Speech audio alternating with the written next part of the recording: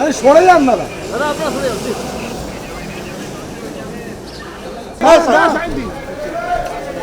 হাইকোর্টে ফের বৈঠক ইতিমধ্যেই প্রত্যেকে এসে পৌঁছে গিয়েছেন। যেরকম আমাদের প্রতিনিধি পার্থপ্রতিম বিশ্বাস আপনাদের সামনে তথ্য তুলে ধরছিলেন, অন্যদিকে পার্থপ্রতিম ঘোষ যেরকম আমাদের প্রতিনিধি তুলে ধরছিলেন তথ্য, অন্যদিকে সিইও দপ্তর সেখান থেকে আমাদের প্রতিনিধি অনির্বাণ বিশ্বাস রয়েছে। এই বৈঠক সম্পর্কে আর কি তথ্য সূত্র মারফত এই মুহূর্তে সামনে আসছে জানবো অনির্বাণের কাছ থেকে। অনির্বাণ,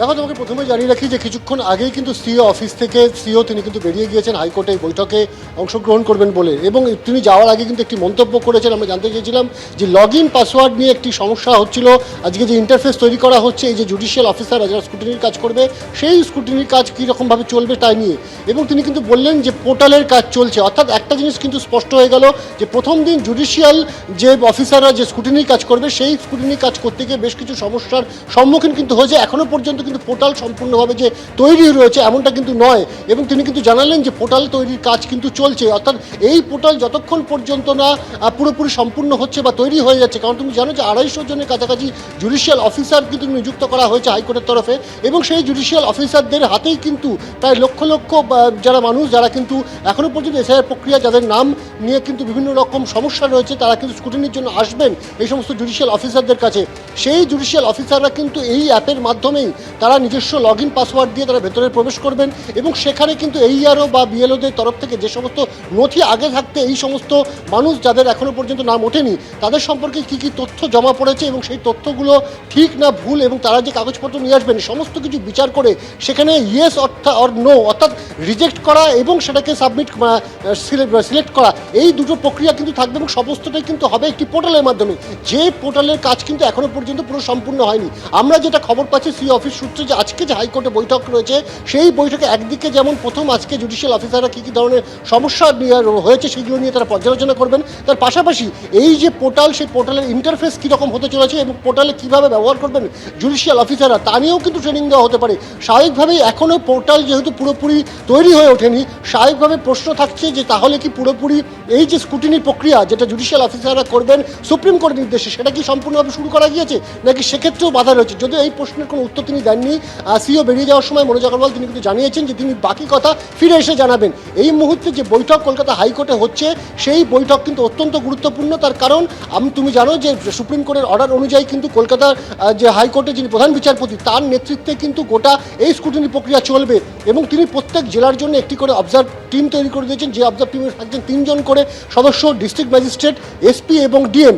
স্বাভাবিকভাবে তারা কিন্তু সমস্তটা মনিটরিং করবেন এবং প্রয়োজন মতো যেখানে যেখানে মতামত দেওয়ার প্রয়োজন সেই মতামত তারা দেবেন। কিন্তু প্রশ্ন হচ্ছে যেখানে এখনও পর্যন্ত পোর্টালই তৈরি করা সম্ভব হয়নি সেক্ষেত্রে এই স্ক্রুটিনি প্রক্রিয়া পুরোপুরি একেবারে সুষ্ঠুভাবে কবে থেকে শুরু করা যাবে, এবং যে পরিমাণ মানুষ এখনও পর্যন্ত এই তালিকাভুক্ত হবেন বা তাদের নাম বাদ যাবে সেই সংখ্যাটাই বা কত সেই নিয়ে প্রশ্ন করা হলেও কিন্তু প্রশ্নের উত্তর এড়িয়ে গিয়েছেন সিইও মনোজ আগরওয়াল। ধন্যবাদ অনির্বাণ।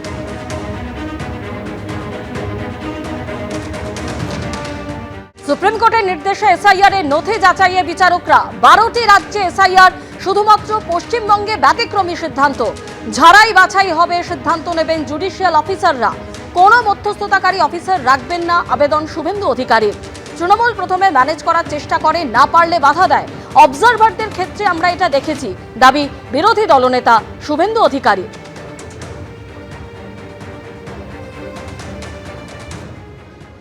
যারা মহামান্য সুপ্রিম কোর্টের নির্দেশে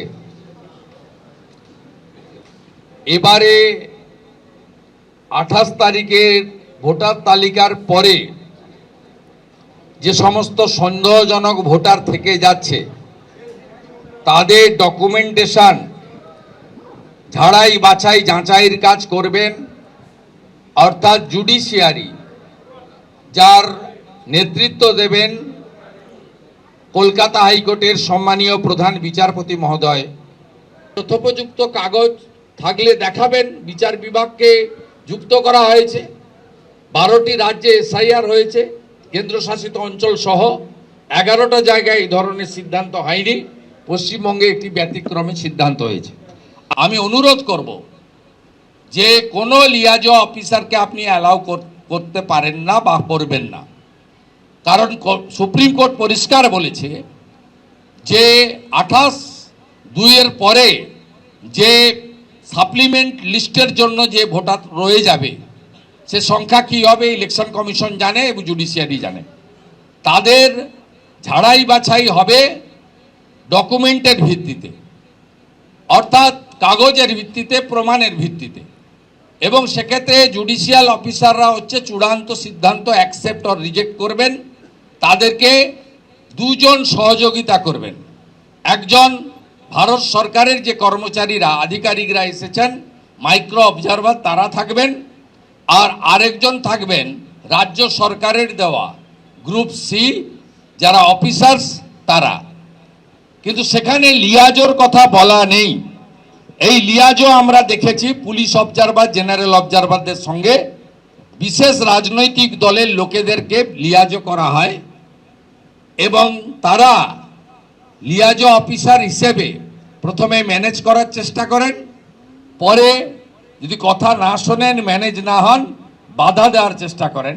কাল রাত্রি 8:55-তে পূর্ব মেদিনীপুরের ইলেকশন সেল থেকে এডিএম এলআর কি পোস্ট করেছেন, সম্পূর্ণ অবৈধ, সুপ্রিম কোর্টের ডাইরেকশনের পরিপন্থী।